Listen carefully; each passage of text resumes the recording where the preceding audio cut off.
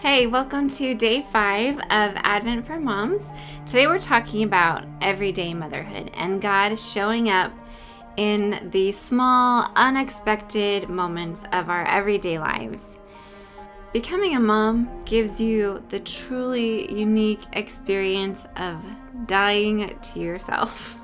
I think a lot of us reach a moment of feeling like, who am I? And the more kids you have, the busier you become, and the more you realize that there's more of you that needs to die. There are parts of you that are not pretty, and there's so much more to give. And in that, though, while it's a good thing, and God is honing us and sharpening us and sanding us down the raw edges that need some work, we can feel like we've lost ourselves, who we are as an individual person. And free time and hobbies, they don't really exist anymore for a while, especially when they're really young. Your life is sort of about their life and making sure that they survive and have all of the necessary things that they need.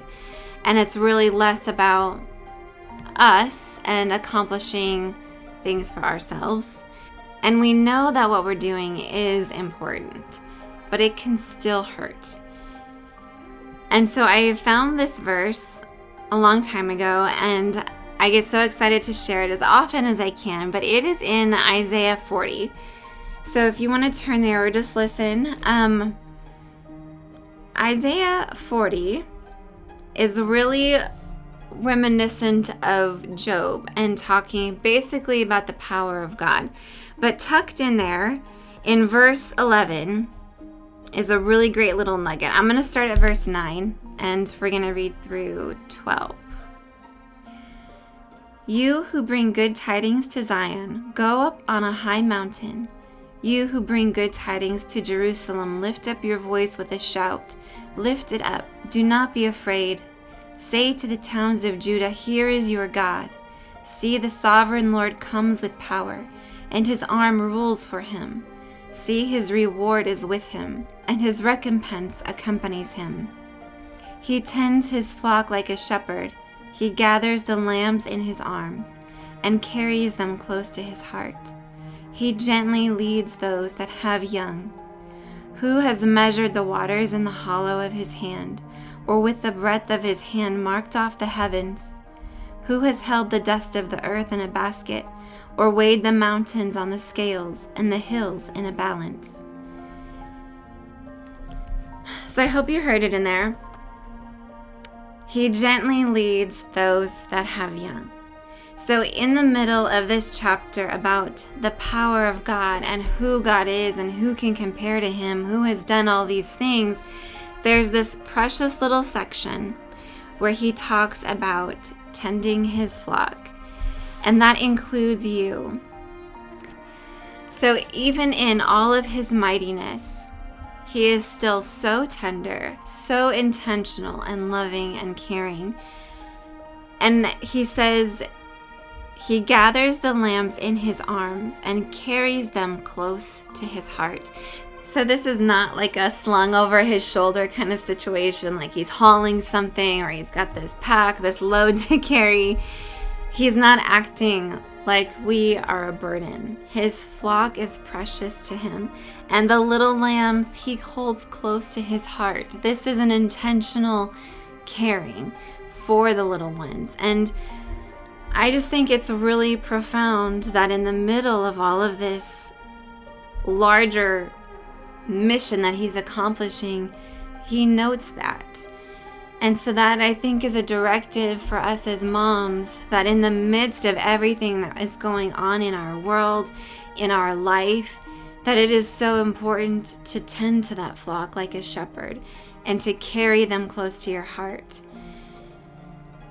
And then this final thought for you. It says he gently leads those that have young. So not only is he very careful with the lambs, but he is gentle with the moms. So what does it mean to be gently led? And I think it's helpful if we think about the opposites. So it's not forcefully, it's not done with exasperation, and it's not done full of bitterness or a hurry up now or an irritated sense. But when he is gently leading you, it is careful, intentional. Other words that we could think of when we think of the word gentle might be handheld. You're watched out for. It's definitely a slower, more careful process. And I think ultimately lovingly. So know that he sees you and he is gently leading you. We put a lot of pressure on ourselves. The world puts a lot of pressure on us as moms. Even within the loving mom community, there's a lot of do's and don'ts and rights and wrongs and positions.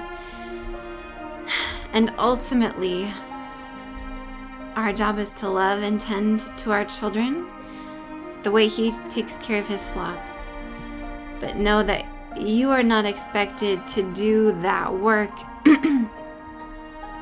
outside of the flock. You are in that flock, so you also are being tended to.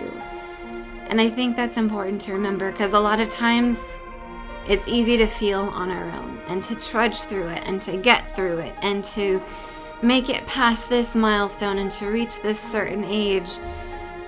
And definitely there's joy and freedom and independence that comes along with those.